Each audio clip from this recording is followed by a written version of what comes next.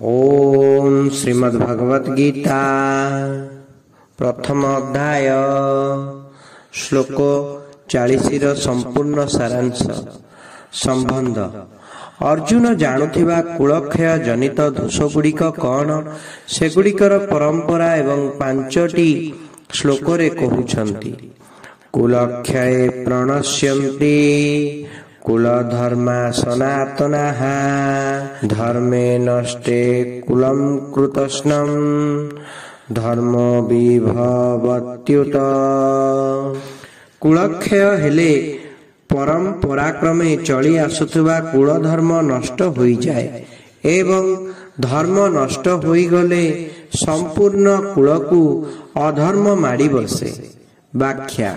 कुलक्षये प्रणश्यन्ति कुलधर्मा सनातनाः।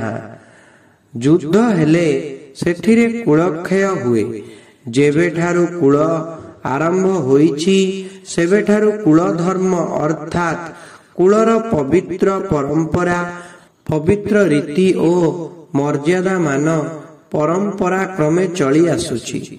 मात्र जेतेबेले कुलक्षय हुए सेतेबेले कुल सहित संश्लिष्ट धर्म मध्य नष्ट होई जाए।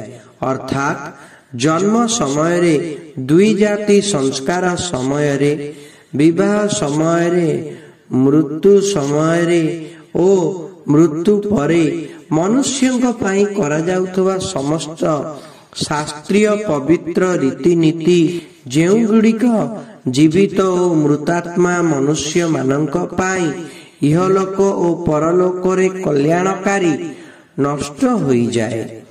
जदि कुलनाश होई जीव तेबे कुलर आश्रित धर्म काहा आश्रय रे रहिब।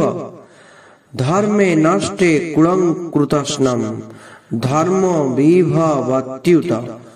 कुलर पवित्र मर्यादा और पवित्र आचरण नष्ट होई गले धर्म पालन न करिबा ओ धर्मर विपरीत कर्म करिबा रूपक अधर्म अर्थात करणीय कर्म न करिबा ओ अकरणीय कर्म करिबा रूपक अधर्म संपूर्ण कुल उपरे प्राधान्य विस्तार करे।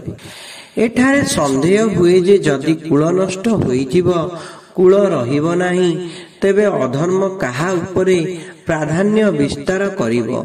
एहार उत्तर हैला जेउ माने युद्ध पाई समर्थ सेई माने ही युद्ध रे मरी जांती किंतु जेउ नारी ओ बालक माने युद्ध पाई असमर्थ से माने बंची रहंती सेमानंक उपरे अधर्म प्रभाव विस्तार करे।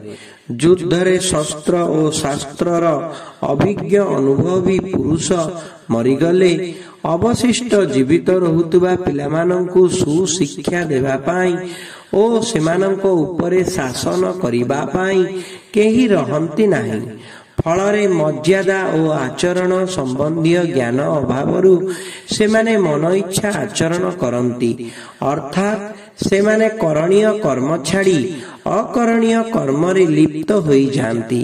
सेमानंक मध्यरे अधर्म व्यापी जाए।